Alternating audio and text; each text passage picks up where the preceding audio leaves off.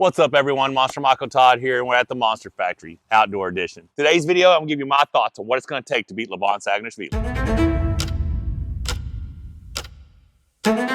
All right, so first off, I personally believe Levan is the strongest person we've ever had in arm wrestling.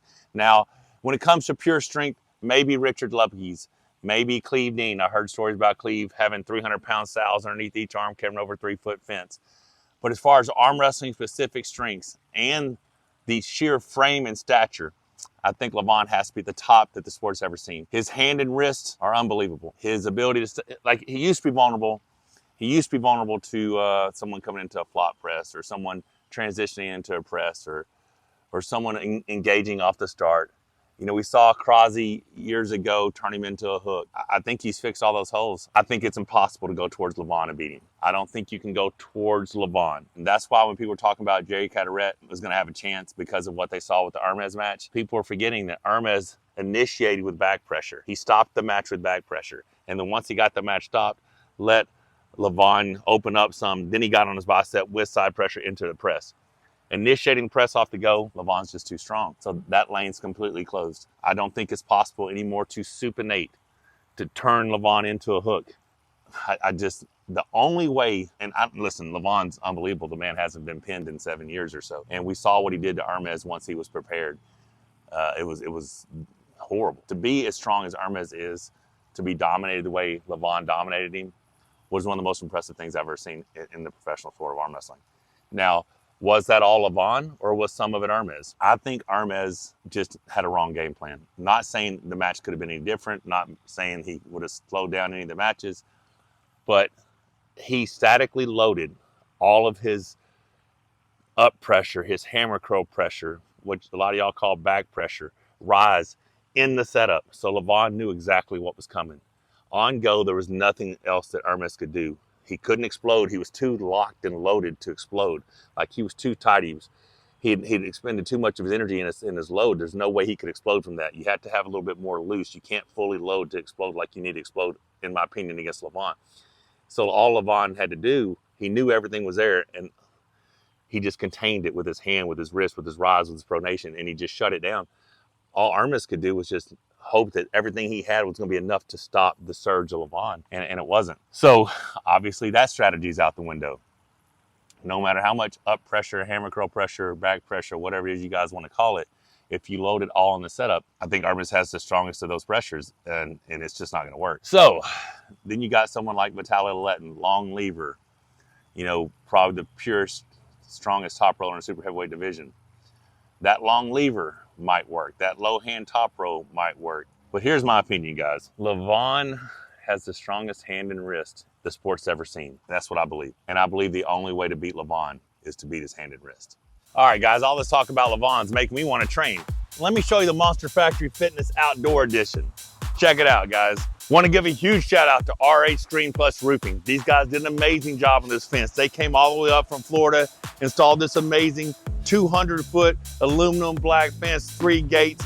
They do roof coverings, screenings, roofing, fencing. Check these guys out, RH Screen Plus Roofing. All right, guys, I'm telling you, this outdoor edition is amazing. RH Screen Plus Roofing are awesome. All right, so I just said, the only way to beat Levan is to beat the strongest hand and wrist the sport's ever seen. I think it is. If you can't go toward him and you can't hook him, you have to go through his hand and his wrist. Well, first off, I don't think it can be done outside the straps. I think you have to get the slip. Well, fortunately now, East versus West and most professional arm wrestling, all slips go to the strap. So if you can get the slip, I think it's an open top roll. I think it's a King's. I think it's within the rules, without a declined humerus. I think you have to go this part of your hand, this thumb, this wrist, through his bottom fingers in the strap. Even if you have to sacrifice a little bit of rise to do it, I think his pronation is the key. Pronation through his bottom fingers with this really, really tight connection in the strap. I think that's the way to stop his hand and wrist. Now, let's just say you're able to do that. We saw Devon do it round 1 in their last match. Now, was Levan, there's been rumors that Levan let him do it. He wasn't fully loaded on that setup. He wasn't fully engaged. He was wanting to see what Devon had. I don't know the case, but we did see a stop. And we did see him try to go sideways with and his wrist getting compromised. But then we saw him transition to the press. So the first step is going to have to be pronation through the strap, through his bottom fingers, to at least flatten his wrist. Now, let's say you can do that. And let's say he decides to just go ahead and disregard any type of up height battle and he just turns in and flops. How do you hold the 400-pound guy pressing on your arm, right? I think you just got to be willing to test your frame. You got to risk your joint. You got to risk your bone. You got to risk everything. You just got to commit to that outside top row, Devon-ish, me-ish, open top row Kings move, whatever it is, and just pray that your body holds up, right? Now, even if you get pinned, there is no plan B. Same thing, only harder. You got to keep doing that same thing, keep doing that same thing until you get to stop and get the battle to begin. You got to get him in a fight. You got to get him expending all of his energy, because we saw that in the first match with Hermes. We saw him fatigue. We saw his structure and his frame and his arm start to fail. That's what it's going to take. Now, if you can do this before losing 4 rounds, then you could open a round with the press. You could open a round with the press once you put some fatigue on him. If you put some fatigue on him and you got him to where he's vulnerable to a transitional press, once the match is stopped, then it's possible that you could have an explosive entrance, shoulder forward, flashing style press on the go. Does that pin him? Does that knock his elbow off the pad?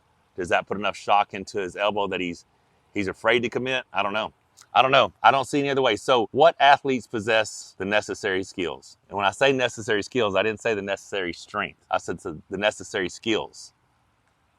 The strength is subjective. We don't know. We don't know how strong you have to be to do it. So I think Devon does. I do. And I think that Vitaly is developing more and more. And after his commitment to an inside press against me, he's trusting his arm more, his frame more. Hermes, just because Hermes got ran over 6-0 doesn't mean he doesn't possess what it takes to do it.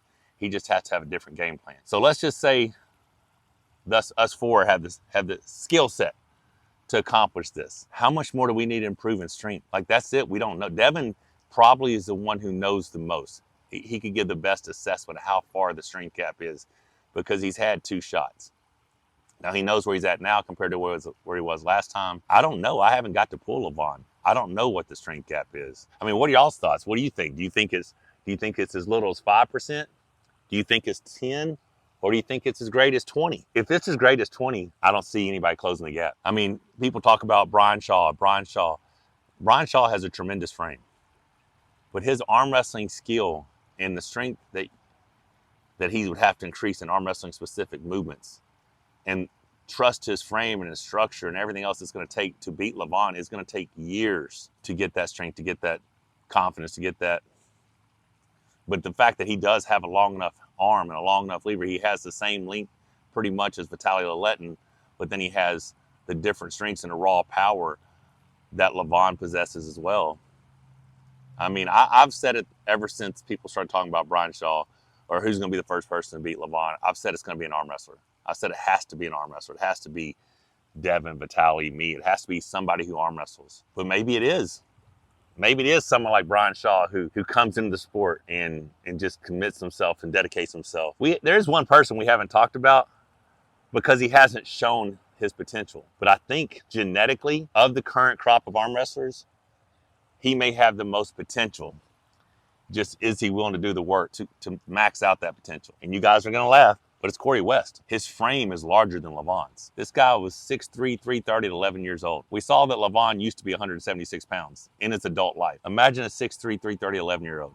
The frame that Corey has, he has now switched from being an employee to being an entrepreneur, owning his own business. Now, right now, he's dedicating all of his time he can to building that business. But once he gets to a position to where he can have the employees and he has the freedom to commit, what would 18 months of arm wrestling specific training or traveling to Devon or going to whoever to perfect his craft, to do the things he needs to do, or all of Corey's arm wrestling accolades so far have literally been accomplished with a little bit of arm wrestling specific workout with me and maybe just getting in the gym and mostly just getting in the gym and doing heavy lifting in the gym. If he would commit to arm wrestling specific movements, table time, and the type of commitment that Devon has, Corey could be the guy. I mean, I don't know if we'll ever see that because I don't know if he wants it bad enough.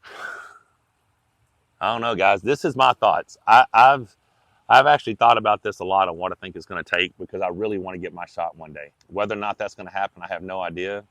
I don't know. I don't have an upcoming match. I don't even know if I'm going to be on this Swiss Open card. So I haven't arm wrestled in a match since June. I may not be competing again until December. I mean, if there's a December event, that's 16 weeks from now. I mean, I don't know. I don't know if there is a path to me getting a shot at Levan anytime soon. So I don't know what I'm going to do. I know I want to get fit. I want to be as healthy as can be. I don't think my strength changes from 265 to 300. I just think I carry more body fat and more water retention. So I think a healthier, fitter me could potentially be a better me. If I am a 265, 270 guy, do I cut to a potential world title shot at the 253, 115 kilograms? Or do they give me another match or so in the supers and then I get the shot at Levan? I don't know. But right now, that's my opinion. List down in the comments what you think. Is Levan going to lose before he retires? Is it going to be an arm wrestler? Is it going to be somebody that comes over with a huge strength pedigree? Brian Shaw or someone the like? What are your thoughts? Don't forget to subscribe, click the bell for notifications.